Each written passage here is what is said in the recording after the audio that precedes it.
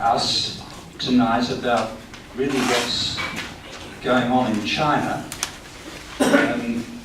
We have too much hyperventilation, in my view, in the Australian press about China, particularly pronouncements from Washington about whether China is a threat or not, and from other countries in the region. But I think what Kerry is going to do tonight is concentrate more on the internal situation and whether the new leadership can continue the progress, the astonishing economic progress that has been made in the past. He may touch on foreign policy, I hope he does, and if he doesn't, I'll ask him questions about it, and I ask you to as well. But we're very interested, Kerry, in what you have to tell us. One thing he told our new interns, there are 6 of them, 5 of them were here tonight, young people who are extremely bright and gifted and doing very well at university, and have joined us until the end of this year. We're very happy to have all of you here. But one thing Kerry mentioned to them during our earlier session was, you know, Beijing doesn't have much water. And this is something, the natural resources of that country, can they cope with the extreme economic developments that are taking place? I have a personal interest in that. I have an interest in what happened at Fukushima. I wrote a book about it recently, and one thing I discovered was that the Chinese are a lot more circumspect about developing nuclear power in their own country, particularly because of the corruption that appears in the public sector construction industry. Too much sand, too little cement. This affects schools in the centre of China where kids die. Will it affect nuclear reactors too? And what about the water table? Kerry, thank you for being here tonight, and over to you.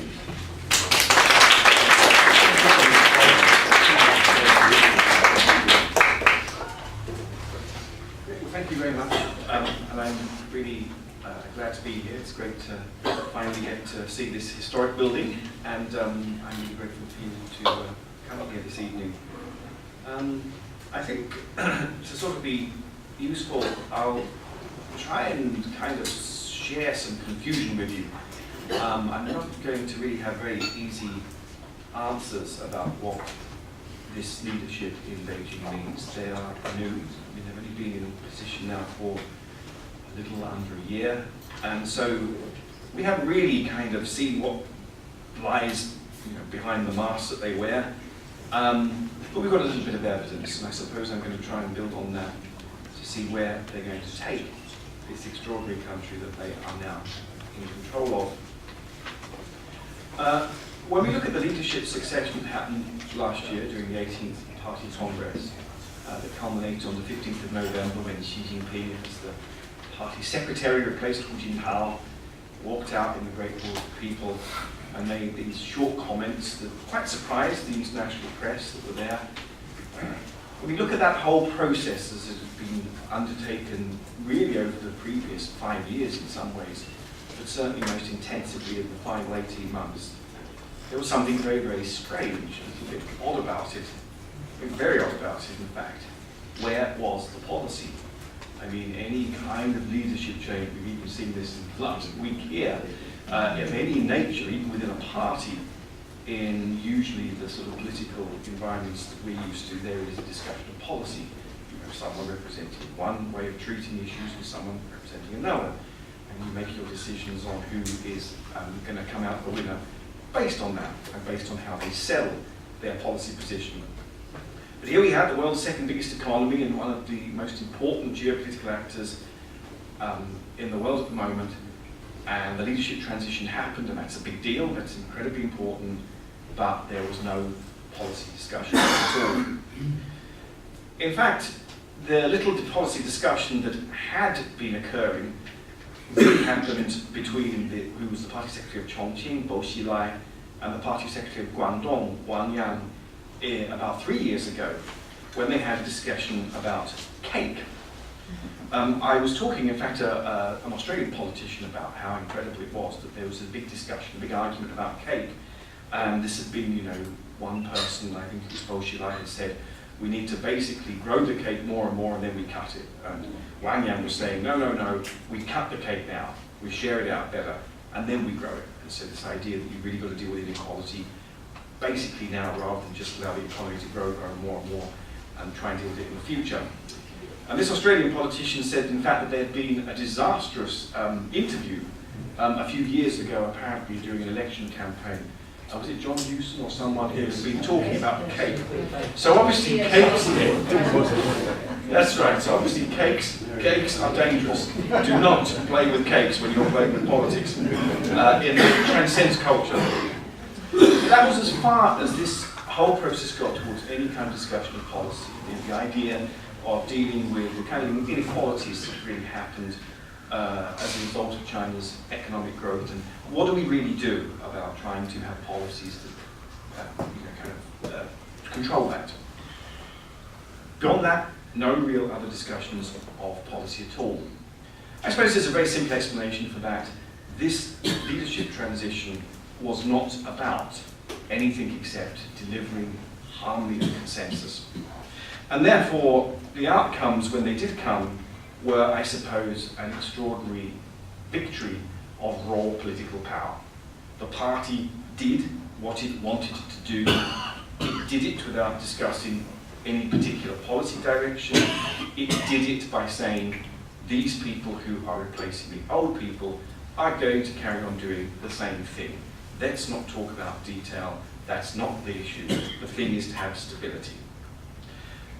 And I suppose we saw that extraordinary demonstration of power in the way in which Bo Xilai was dealt with, the party secretary of Chongqing, the Politburo Member, someone regarded as one of the most gifted politicians of his generation in China. A very senior politician from Europe I was talking to about him 3 or 4 years ago said, this is the one guy in China that we Western politicians really understand and can deal with. He really appeals to people's emotions in the way that Western politicians try and do. He's different, he's special, he's going to bring something new. Alas, he was felled, ostensibly because of his wife's involvement with the murder of a British businessman, but mostly because, I suppose, he was disliked by his other colleagues. His style of politics, that style of emotional politics, of mobilizing people in that way, was regarded with great suspicion. And he is now already, I think, been through the party process against corruption and is now in the civil system, and his political career was absolutely finished. I guess I'm going to try and work out between 3 different frameworks for looking at this leadership that came from this rather odd process. And the process was delivered stably. The process was, in that sense, successful, and therefore now we are standing in July with leaders who are relatively well embedded and established. And the frameworks, I suppose, that I find useful to look at them are, first is I think that this is a leadership that we have to interpret as a statement of political purpose. We can get distracted by criminology, we can talk about particular factors, we can talk about people being there because of who they know, of what they've, links they've got, and that's helpful up to a point. But at the end of the day, these 7 people in the standing committee are there to do things. They've got to achieve certain things. They've certainly said that they're going to deliver a doubling of GDP growth within the next decade. So that's the big macroeconomic objective. But they've got to do a bunch of other things too, and I can talk about those a bit later. So a statement of political purpose, we cannot forget the politics, even though we might get distracted by some of these network issues.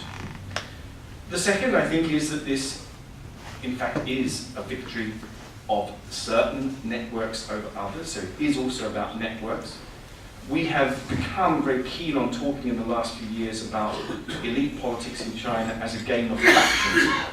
We've talked about the Princeling faction, we've talked about the oil faction, the Shanghai faction. This has become an incredibly lazy way of trying to understand how these people related to each other. Everything that we have learned over this leadership transition shows that links, that debts, that relationships between individuals in this system are very dynamic. And just because in the past people had certain allegiances and certain links to particular groups and individuals, it doesn't mean that they're going to have them forever. People make friends, people fall out, and we have to find a way of mapping the dynamism of how these people relate to each other. In the book that I have just finished, which will be published at the end of this year, called The Network Leadership, that's my one advert tonight, I try and look at how these networks are created. We can see a kind of way in which people accrue political capital in the Chinese political system through the provincial positions. Almost all of the people that are in the Standing Committee of 7, 6 of them in fact, had leadership positions right at the top in provincial Korea. So the 31 provinces and autonomous regions and cities directly under the central government. These are the paths to the power in Beijing. And basically these are where people accrue some of their most precious networks. Some of those networks are business networks. The Communist Party of China is an incredible money-making machine. There has never been anything like it. It has delivered the world's second biggest economy. It has also managed to deliver through state-owned enterprise reform extraordinary profitability, particularly since the financial crisis in 2008, when state-owned enterprises, despite all our predictions that they really were going to become more and more problematic, have become incredible sources of profit. And we cannot forget the fact that profit in this system matters, despite the fact that historically and superficially it kind of appeals to the idea of some kind of socialist equity. And therefore there are also networks not only in business, but there are networks in some of the central ministries, there are networks in people's educational backgrounds, there are networks in their families. We talk business as a faction, but that's far too broad. We have people who marry in to certain tribes. We have people who are able to accrue and relate to those tribes, those old families that were part of the revolutionary aristocracy right at the beginning, and managed to sort of recruit their political capital to them. And so in the 7 Standing Committee members, you have 4 who have quite strong, distinct links to that original aristocracy. Xi Jinping, in fact, is directly related to Xi Zhongxun, a previous former very senior leader, party secretary of Guangdong, right at the beginning of the 1980s during the opening up and reform period. Someone who is obviously a very, very important figure to be related to, although he died a decade ago. Someone who gave Xi Jinping a very rich and helpful network for him to build up his political career.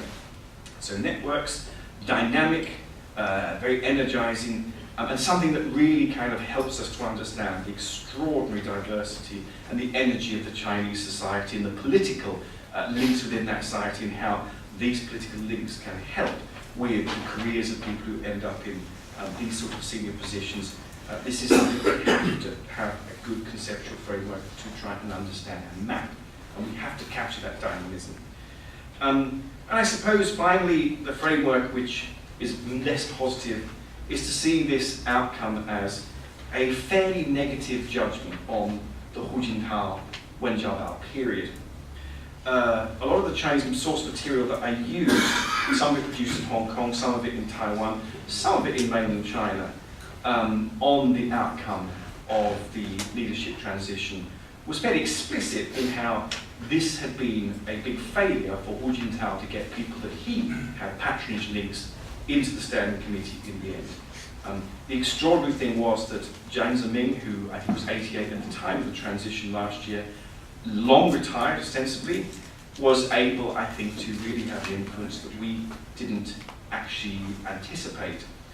He had to broker, and those old leaders around him, some of whom we probably didn't even know were still active, had to finally broker deals that got this whole thing over the line, because otherwise it was going to become absolutely messy and split, and really kind of, not come to a conclusion. And that was, I suppose, a big humiliation for the person who should have been the most influential, the current secretary, party secretary of the Communist Party at that time, Hu Jintao, who after 10 years should have been able to ensure that his patronage links were powerful enough to get his people in.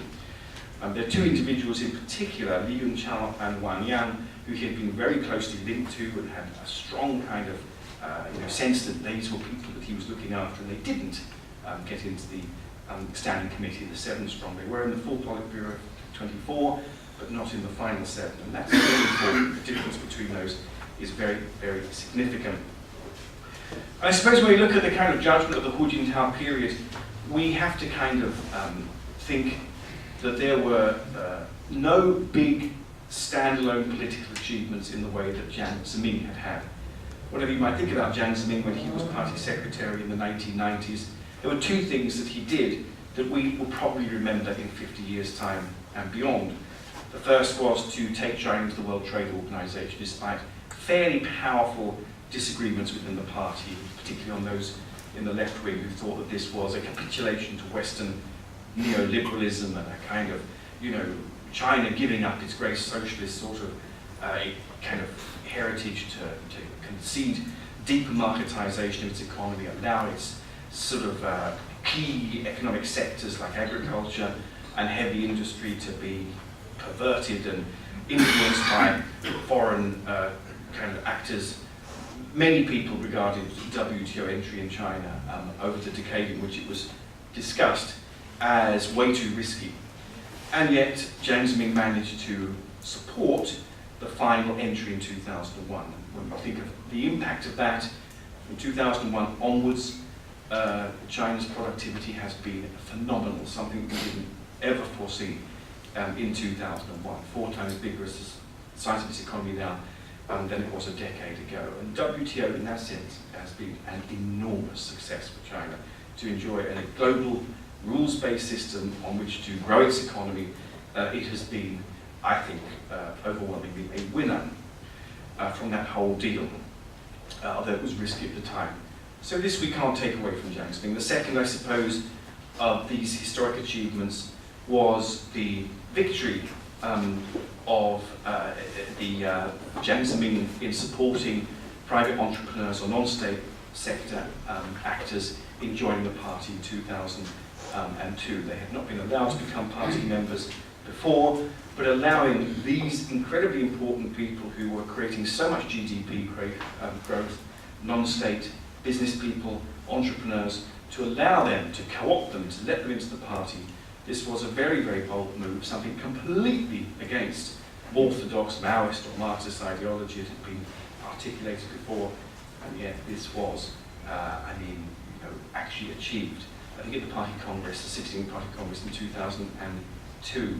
And that's a big, big achievement, because you have basically, as the party, recruited and allowed into your folds people who are enormously important for the stewardship and the growth of your economy, and that has also been successful.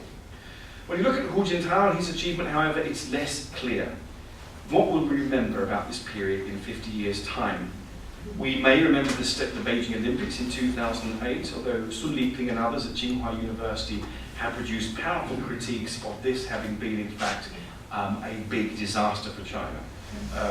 They regard it as a sort of, a thing that wasn't really worth having. And I suppose that's rather kind of nicely symbolized by the rather desolate, Olympic buildings that you see dotted around Beijing even now. It's sort of the sense that China didn't get what it really wanted from hosting this event and spending so much money. I suppose you could say that Beijing got some good infrastructure, maybe. But beyond that, the Beijing Olympics was actually secured by Jiang Zemin's period. In any case, what did Hu achieve? There's no real standalone thing, but there's certainly plenty of negative things. The Tibetan uprising in 2008, the Xinjiang riots in 2009, the Inner Mongolia riots in 2011, and the Wenchuan earthquake in the early part of 2008, and the huge problems during the new year of the same year when so many people were left stranded because of bad weather.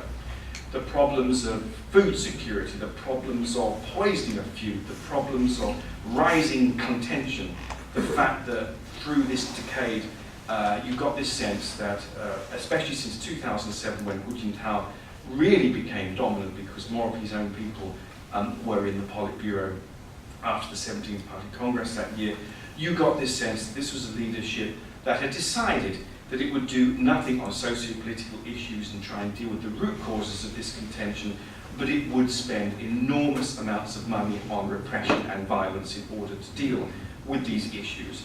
And we have a figure for this, we can actually tabulate this.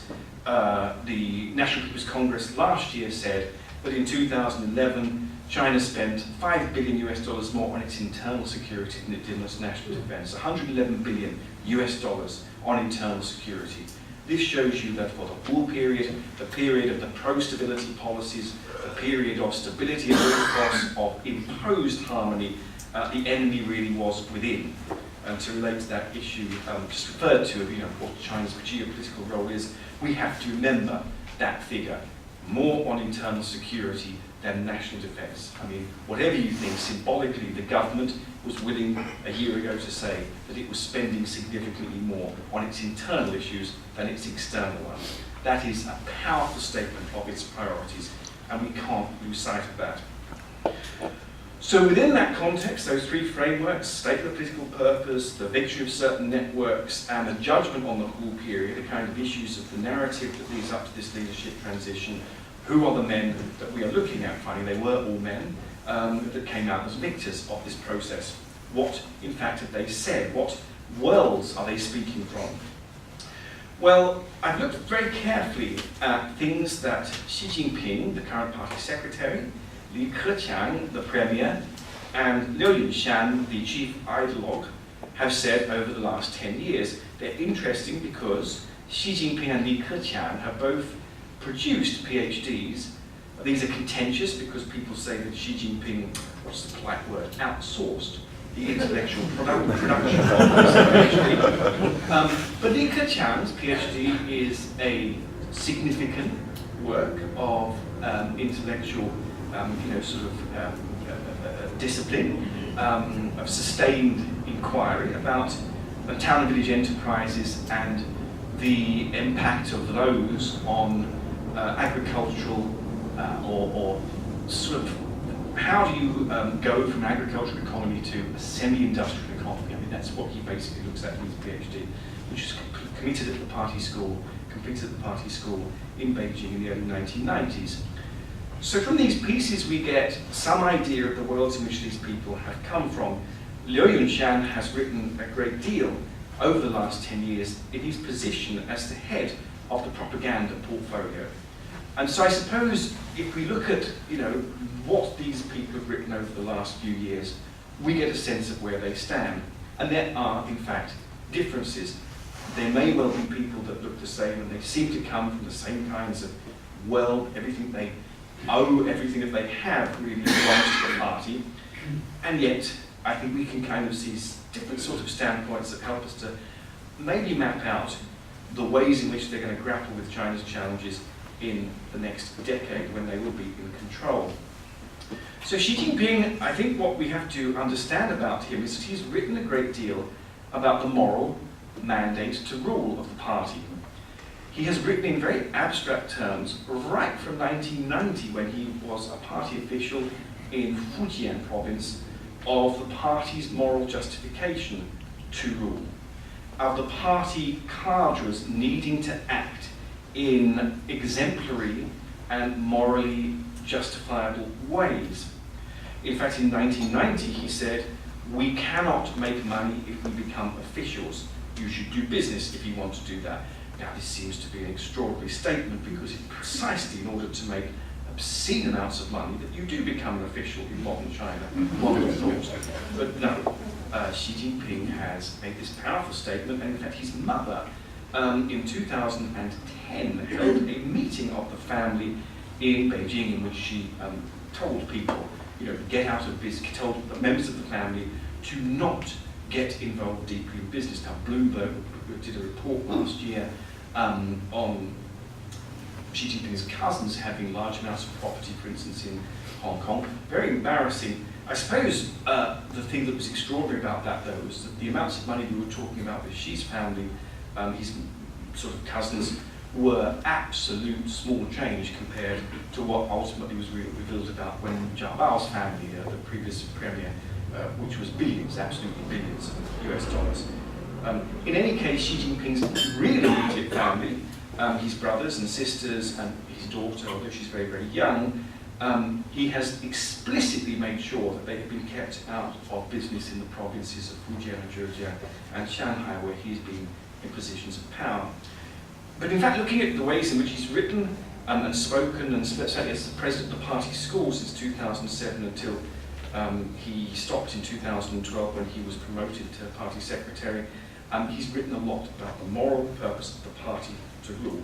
And I guess this is what we find in these anti-corruption campaigns that he has promoted since becoming party secretary, this idea that the party has a moral function and that it must live up to it.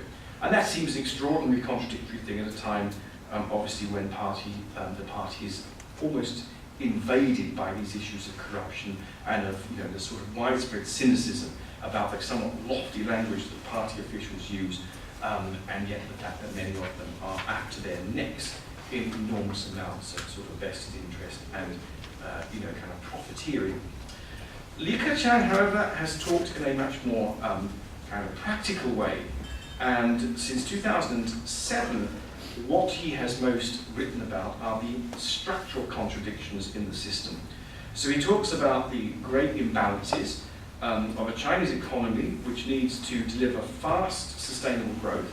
So this is obviously a very tough thing. You have to have fast growth, but it's got to be sustainable, but which has these profound structural problems, one of which is very, very low consumption.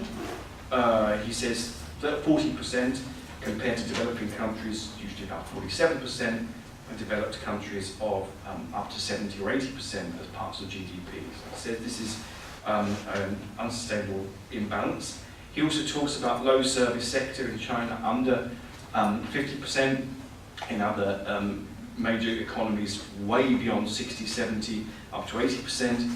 And he talks about China having far too much capital investment in infrastructure and things like that. This state involvement in fundamental parts of the economy is too much. So he really talks about how do we kind of create a system where these imbalances, we can actually kind of rebalance everything. Even issues of urbanization. China, yes, now is 50% urban, 50% rural, according to the census in 2010, but that is still an imbalance because Keqiang states, I think in 2011, that even in developing economies, it's about 60% of China is therefore 10% behind that, and it needs to urbanize more, and it's already a massive challenge to have come where it has come in terms of urbanization. So these imbalances are a big, big thing that he writes a lot about. But also the issue of China needing to be dependent on its own spaces for growth. The phrase he uses in Chinese is 法江空讲, empty spaces, development spaces. China finding within itself spaces to develop its economy, to find GDP growth, because it cannot any longer, it can't rely any longer on export markets in the West, because they failed from 2008 after the global financial crisis. This idea, almost like an economic nationalism, that China must rely on itself. And finally, with Liu Yunshan, we have someone who has really spoken about the importance of getting the message, the soft power of the party right, at a time when it is an unprecedented threat from social media, from activists, from the news and media space, from all sorts of sides. The party's message, the way that it communicates, is constantly being confronted with challenges which never existed in the past. In 2007, rather comically, Liu Yunshan said, why is it that even our young cadres, members joining the party, are not able to listen to long, tedious, boring speeches by party officials? And then he gives a long, tedious, boring speech explaining this.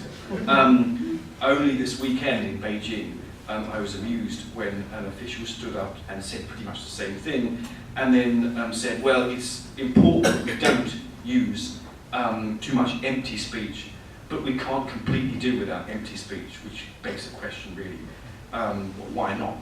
But this sort of idea that the party's got to get its language with communicating with people right, despite the fact that it is not very tolerant of completely conceding everything, and kind of has this idea that it is, it has the right to kind of behave in certain ways, and to a point it'll listen, but then it'll shut the conversation down.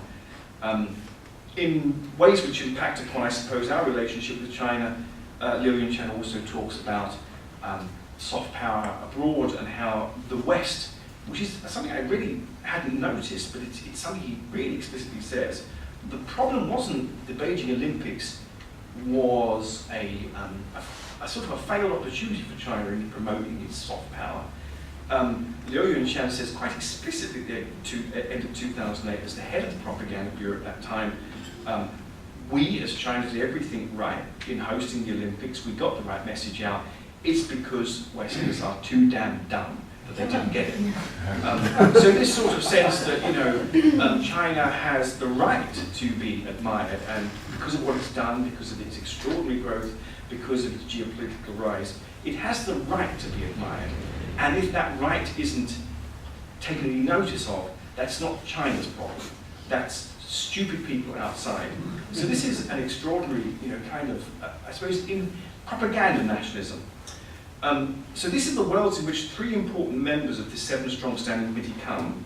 The only thing I can say about one of the other ones which may give us a taste of their world views, and we have to start really thinking hard about this, is Jiang Dejiang, who has been you know, the party secretary of Guangdong, the party secretary of Keqiang, the party secretary of Chongqing, very briefly, a good crisis manager, before becoming a member of the Standing Committee of the Politburo last year. Jiang Dejiang is, it's not a contradiction in terms, a North Korean trained economist, and yet he has managed to preside over Guangdong and Zhejiang province, on the one hand, while saying that he cannot stand the non-state sector and he believes they should be wiped off the face of the planet, but on the other hand, being absolutely fine with them producing 60-70% of GDP growth in these provinces. So profound pragmatism, and that has meant that he has been very, very successful as a producer of GDP growth. Zhang Gaoli, a final one that I think is worth noticing, has, just coming back to Jiang Dejiang, but the other thing that is quite striking in the provincial record he's got is his willingness to use phenomenal levels of violence to deal with social protest. I mean, in 2005, when there was a protest in one of the villages, he just sent the People's Armed Police in and they slaughtered 20 people. So, you know, someone who's also, when the moment comes when discussion kind of is sort of taking up too much time, is willing to just deploy incredible amounts of violence.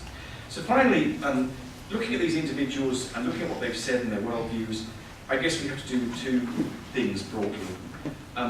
There's three great contradictions that they're going to have to wrestle with. Very quickly, there's the historic contradiction. The narrative of the party from 1949 is an odd one. From 1949 to 1978, Maoist, state-run, no market, no foreign capital, class struggle is the key thing, 16 mass campaigns to mobilize people, charismatic-led politics, overwhelming social outcomes, most of them very, very negative. And yet, from 1978, fundamental reversal, embracing the market, embracing foreign capital, embracing some kinds of participation in decision-making, moving away from charismatic leadership, because that leads to bad things, political mobilization, kind of not so important, take economy and economic development as the key thing. And somehow, as party secretary, Xi Jinping in the 21st century has to deal with, well, how on earth can you say that these are two parts of the same story? How do you kind of bridge that extraordinary gap and create a kind of unified narrative that makes sense in a society that's undergone such profound change? The second contradiction is economics versus politics. Well, we've had all of the economics happen under Hu Jintao. I guess if he's got a historic real achievement, which we may remember, it's just pumping out GDP growth like no one's business, you know, every year, even in the most difficult situations during the global financial crisis, double-digit growth, just falling a bit over the last couple of years. Extraordinary achievement, but no political reform, none at all. No real attempts to expand village elections, very big repression, as I said before, since 2008. So how is it possible to continue this, you know, economic reform, everyday political reform? No, let's not talk about it. Leave it until we get richer. That's a big, big contradiction. Can that really be sustainable very much longer? I suppose the third contradiction, really, those are the social ones. Mao Zedong talked about this in the 1950s, but you know, the big contradictions between classes in Chinese society is something that we can't forget because it creates a great deal of fragmentation. how do you create a common language to address all these different groups? And that brings me to the very final thing that I will talk about, which is the China dream.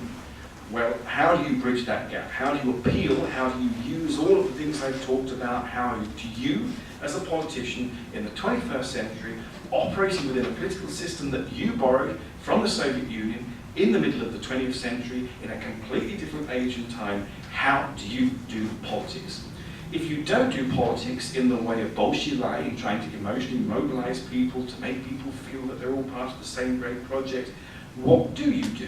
You can't just sit, as I think Wang Yang said critically in 2009, believing in the party's God-given right to rule, because you are under attack, left, right and centre, by social media, by activists, by people who are rights lawyers, by people from outside. You are always in this kind of little island under attack. So what on earth can you really do to sort of justify not only your position within the party, but the party's privileged position in society, the party's monopoly on power, and the party's continuing ability to be the custodian of sources of extraordinary profit? I mean, that's one of the biggest contradictions of all. Well, I suppose the one answer that we've been given so far about what this leadership thinks they can do is that they can dream. They have talked of the China dream. This is the only thing really, an anti-corruption campaign is one thing, but the China dream is so far the buzzword of the last few months. And I suppose that tells us three things very, very quickly. There's enormous conceptual space in this. The China dream, no one has a clue what on earth it is. And it's created enough of a space, I suppose. The second is, this is the lowest risk kind of approach that you can imagine. So I suppose we're looking at the moment at a leadership at a very, very low risk moment, and we don't know whether they are in fact intrinsically low risk people, but at the moment they are taking a low risk strategy. That might be smart, but that's all we can say. And the final thing I suppose is that this dream shows that they have little political space. I think the great Irish writer Samuel Beckett, it's with a reference to Samuel Beckett, Wittgenstein or Samuel Beckett. So I think you look like a Samuel Beckett kind of audience. So I'm going to, I think he was asked in 1988 what were his predictions. I don't know who the hell asked him this. It's probably a apocryphal story, but they said, what his predictions of the coming year, and his response was, hopes nothing, dreams nothing, illusions nothing. So I suppose for the China dream all we can say is, well, we can't hope a lot, we can't have many illusions, but I mean, I guess we can just try and use our heads as much as possible to work out where these people are going to take this extraordinary country that they are in control of at the moment. Thank you.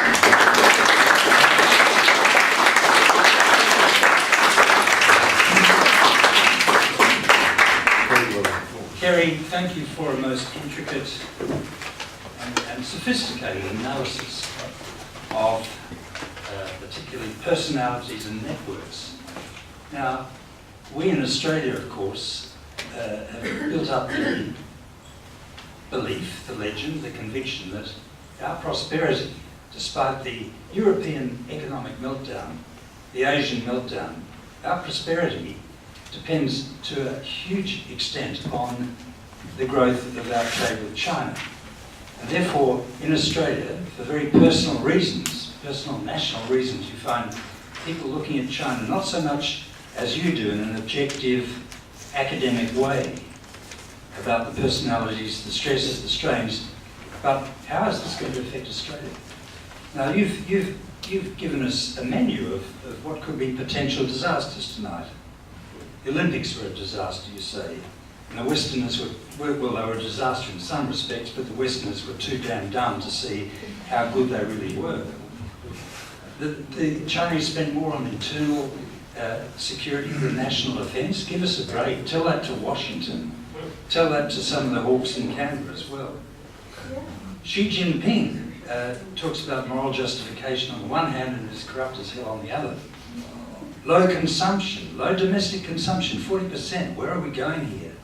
what is Australia's markets going to be if the Chinese persist in having low consumption? A low service sector, far too much capital investment in infrastructure. We don't have nearly enough. And finally, falling foreign markets. I mean, this surely is a recipe for disaster. So if I may kick off the questions tonight, what's your predictions, your prognosis? And you were very, very careful not to give one, but let's see where we go from here.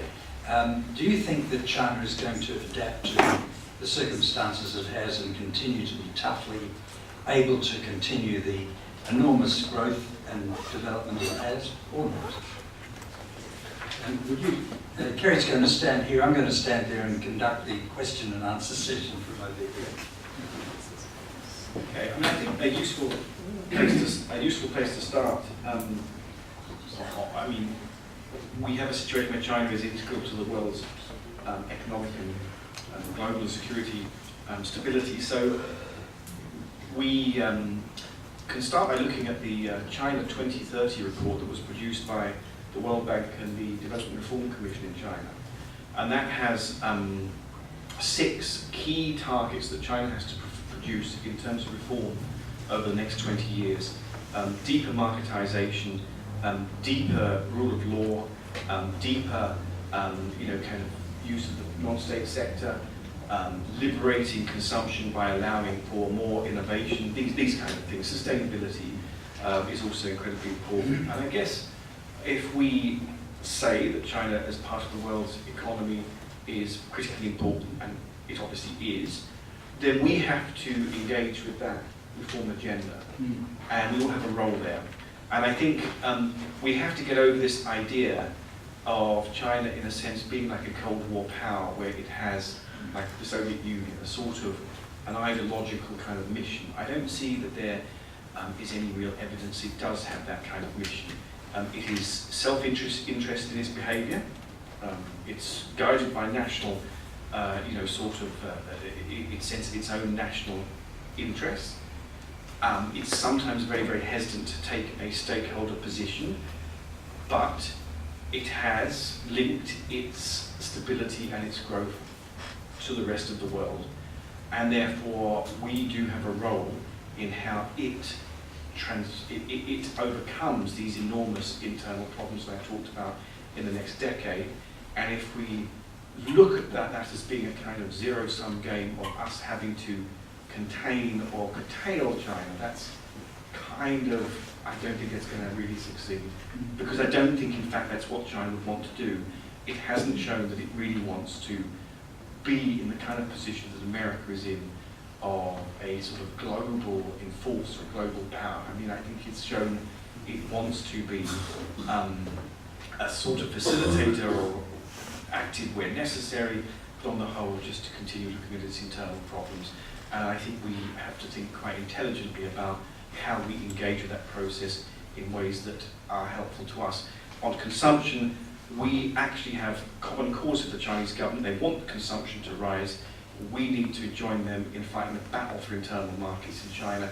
Our companies have not succeeded in doing well there, and we need to stop making excuses and actually get companies to go there and win this battle of finding Chinese consumers in the way that Chinese companies would have to do. Thank you, that's very comprehensive. Now, questions. Gentleman at the back who had his hand up. Yes, you, sir. You looked around. Yes, you. Wait for the microphone, please. We'll have the microphone too. Thank you, Kerry. Very insightful. I wonder if we could explore further the demise of AIIA. My understanding of that was, in truth, the conflict between the various policy positions inside China. That he represented the old conservative, autocratic, if you like, Maoist approach, and the Xi faction supported the liberal market approach. And I spoke to a couple of principals. Of course, they're somewhat self-interested in this context, but they saw his demise as a good thing, because they didn't want to return to the Maoist approach to conservative China. They wanted to stay with the liberal market position where, of course, they could make money. and everyone else would do well in that context. So was it not perhaps the Chinese way of having that policy debate? I think it was both things. I think there was a policy debate because there was a perception that Chongqing was undertaking under Bo Xilai mobilization campaigns like the Red Song campaign. So playing around with the kind of memories of previous campaigns like the Cultural Revolution, very, very sensitive, and that was the thing that Wen Jiabao particularly referred to when Bo Xilai was basically kind of hung out to dry at the National People's Congress a couple of years ago, like 18 months ago. No, actually a year ago, sorry. So, I mean, that's one side of it, and also the social housing that Bo Xilai was supporting in Chongqing. So quite a lot of popular support for that, and a leader that was probably missed in the provinces in which he'd been active, like Liaoning and in Chongqing. He was regarded as someone who was a popularizer. But I guess the second thing is that when he was under danger and under threat, he had no real patrons around him, no real support networks. And that meant that,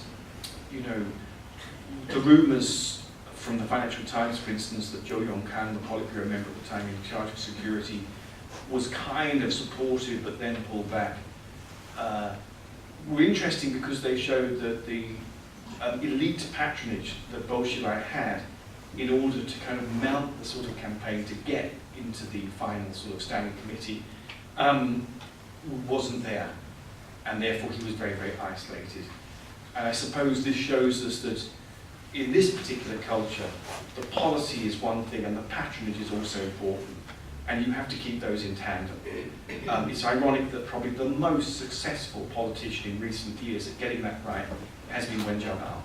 We all have a very benign view of him, but he has been ruthless at building up patronage networks. And he's been ruthless also at getting the policies quite right. And so he is a bit of a template of how you can do politics in a different way. He was the one that apparently most disliked Bo Xilai and really kind of agitated for his complete removal. John. Two questions which are... Microphone, wait a minute, please. Two questions which are sort of interlocked. One is, what would it take, what combination of circumstances might bring the nominal economic growth to an end, or at least radically slow it down? And I'm aware that it is already slowing down to a degree. And perhaps a more radical question, if the mandate of heaven were to be withdrawn, what form might that take? It says the economic rate is falling now. I mean, it's not going to be double digit like it was in much of the last decade. And so there's already a plan to deal with that. And I think unless there's a very severe crisis, and that can happen if there's an enormous property collapse or something like that, then it's likely this decade will see bit by bit a kind of fall to 5% over the next decade. And that transition to a middle-income country where you don't have spectacular rates of growth is really what this leadership are wrestling with, because that becomes a different kind of society. Well, why do they kind of keep on talking about Tocqueville, the Tocqueville sort of revolution in France, the book about the point about revolutions is that they happen when people's expectations, it's not when they're desperate, it's when their expectations are not being met by government, and they're actually at that stage of, I suppose, a middle income level, where, like in China, you have many people who are doing well, but they want to do better, and they're very frustrated by the constraints of government. So I think that's the real key political battle, and how do you kind of fulfill rising expectations rather than, I mean, Li Keqiang said, I think in a speech in 2009, we clothe and feed people. We've done that, for the last 30 years. That's done. We have to look way beyond that now. Well, then people's demands go up and up and up, and frustration goes up and up when these things aren't met. The mandate of heaven, the point is the legitimacy of the party itself, it says, is on three legs. The first is to win the war against the Japanese, in the Sino-Japanese War. The second is to win the Civil War, to unify the country. And then the third is reform and opening up. But it's interesting, their legitimacy has two historic legs and one, economic leg. And I guess the mandate of the legitimacy of the party has to be diversified in a way. It has to do what Hu Jintao promised it would do in 2007, and that is have a broader engagement with wide parts of the public, rather than being a country run by 2,888 high-level cadres, which is what it is at the moment. Michael Arons. Microphone. Thank you very much, Kerry. You said at the beginning that the party was the most profitable organisation ever. Do you treat the party as synonymous with the Chinese government, or in what respect? I assume not. But how do you make the statement? I mean, do we have any accounts of the party? It's that issue of the party as a secret elite body which worries everyone in terms of dealing with Huawei and so on. Is it worthwhile trying to distinguish the two from the Chinese government? And particularly the Chinese private enterprises, I think. Oh yeah, I mean, the Constitution of 1982, there's two constitutions. There's the 1982 state constitution, and then there's the party constitution. Those are the parallel texts that you have to look at for how the country's run. And neither state the boundaries between the government and the party. I mean, this has not been possible. In the 1980s, there was a period when you had constitutionalism, where people tried to sort of articulate where are the boundaries of the state and where does the party have responsibilities. And that never worked. And indeed, recently there's been very violent debates about, do we have constitutionalism? Do we actually try and spell this out? But I think politically the party sees great gains from having that blurred edge, because it can get involved when it wants to. It has this privileged position, a very typical communist model really, where it's able to kind of have a broad directorship of society and not get involved in the kind of detail unless it wants to. On the party itself as an institution, it is 85 billion members now. It's never issued any accounts. God only knows what they would look like. I say that it's a source of profit because it is able to integrate itself guerrilla-like, that's the Maoism, the shadow of Maoism, I suppose, into anywhere it wants. So heads of state-owned enterprises, all appointed by the organisation department, the Communist Party of China. Heads of state-owned non-state companies, beyond 8, apparently Marx said 8 was the point at which an entity became capitalist. Beyond 8, you have to have a party member or a party representative. So this extraordinary way in which the party creeps into every kind of area of society is still very impressive. And the fact that it is able to convert that to profit, what I mean by that is that the party has within its gift access to the rules and to the organisations that decide the rules and regulations by which, for instance, telecoms or financial services, these things are going to grow. The party is able to decide how that happens by creating the framework. And this means, therefore, it has an extraordinary power and now challenging position in society, unlike any other organisation in China at the moment. So that's an incredibly powerful position to be in. The lady down there, sorry, we've got a glaring light at the back, but I can see you. Microphone. Oh, Phoebe. I'm Phoebe, Sorry, Phoebe Phoebe Alexander, one of the councillors here at the Institute. Now, I just want to say that in having lived in Australia for almost 40 years now, you know that in the country, in here, there is a balance of power. You can see there's a scrutinized, whatever the government decide to do, there's a freedom of the speech, and there's also the freedom of press. So, and there's people can speak. So in China, that is something we don't really see. Is that something that is probably worrying the most to the West?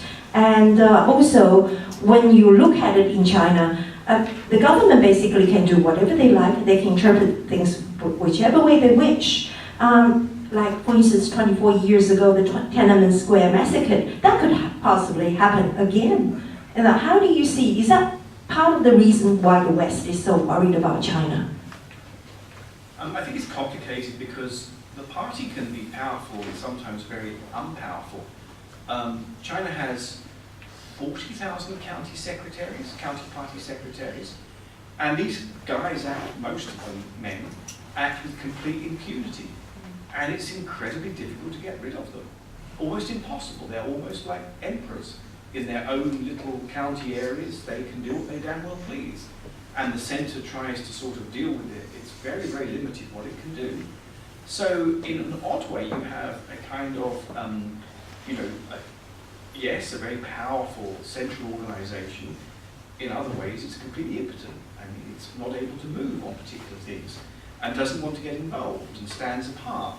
So I think this is, one of these extraordinary issues when it does decide to mobilise and to actually go in like it did in '89 and, other serious instances of mass rebellion, then it can kind of do what it needs to do.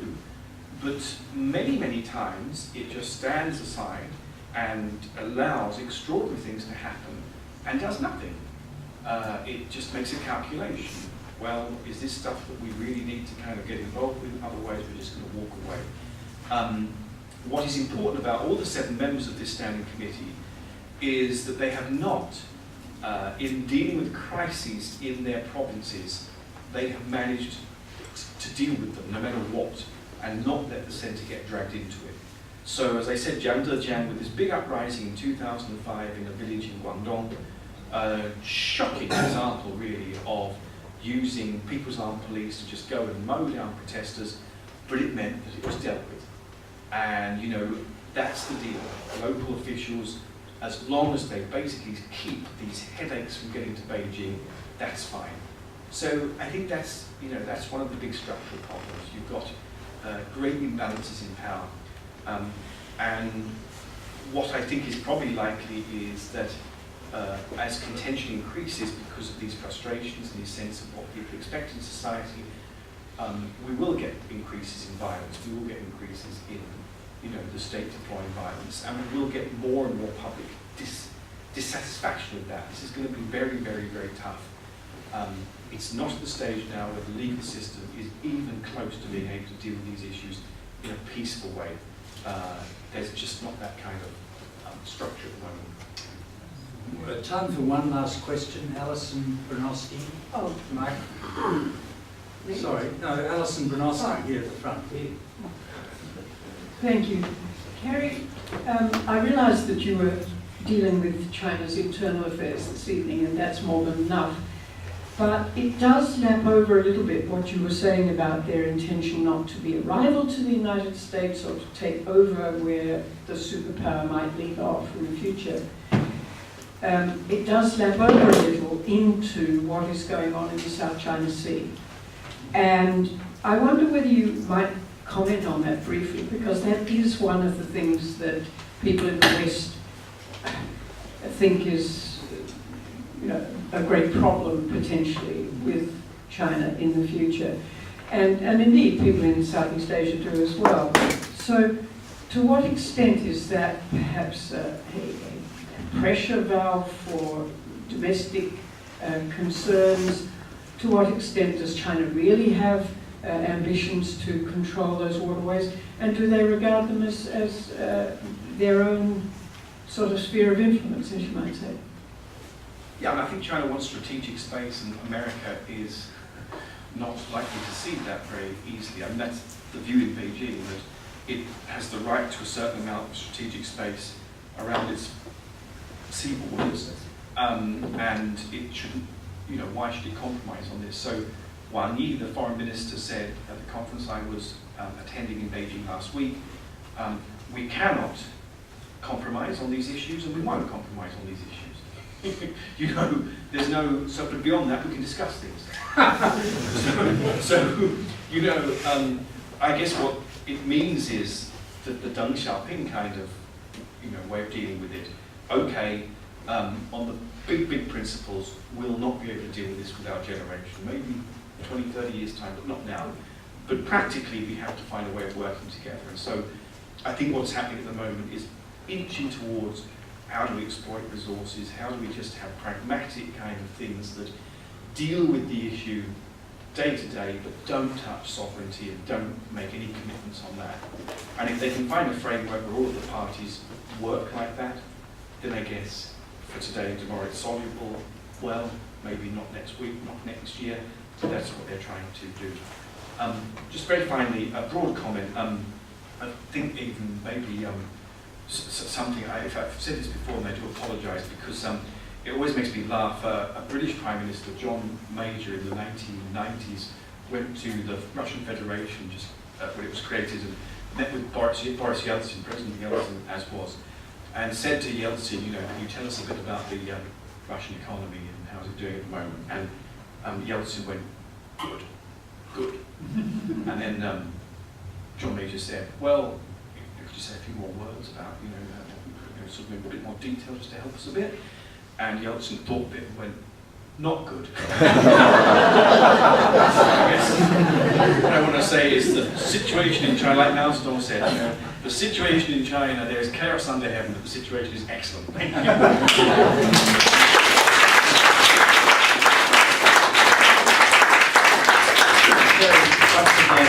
Thank you for a very enlightened presentation tonight. And my apologies to other speakers, other questioners who wanted to ask questions, but we really have run out of time.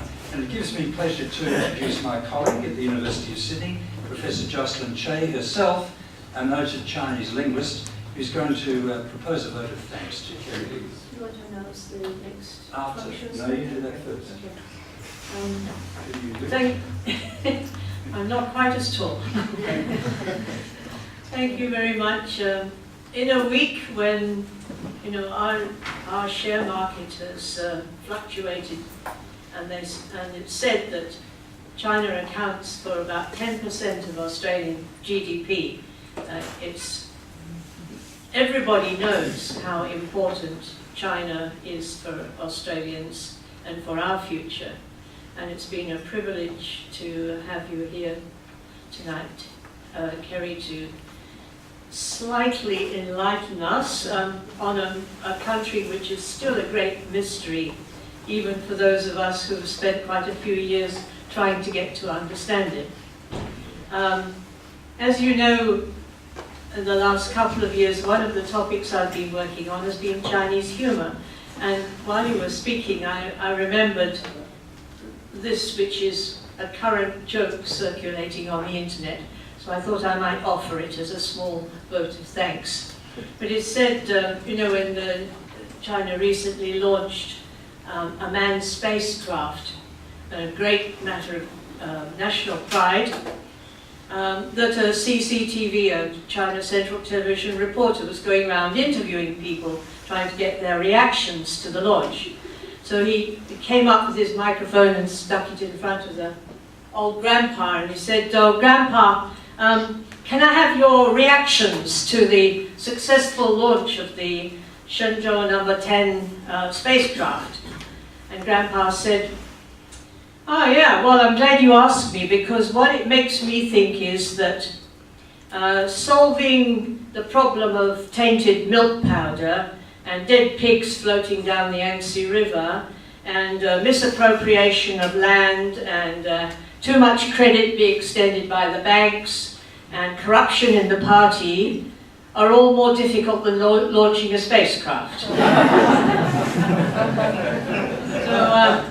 I think that you've also shown us some of the difficulties that are in other ways facing the Chinese people, and we will all keep our fingers crossed and hope for the best. Thank you very much.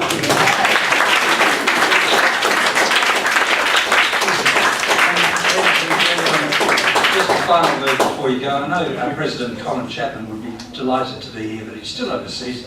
I'm still deputising for him, and it's a pleasure for me to do that. But let me just say that we have 3 forthcoming engagements, which I should mention to you tonight. Next week, July the 9th, Women in War Zones, which is a youth event series, which should be very interesting.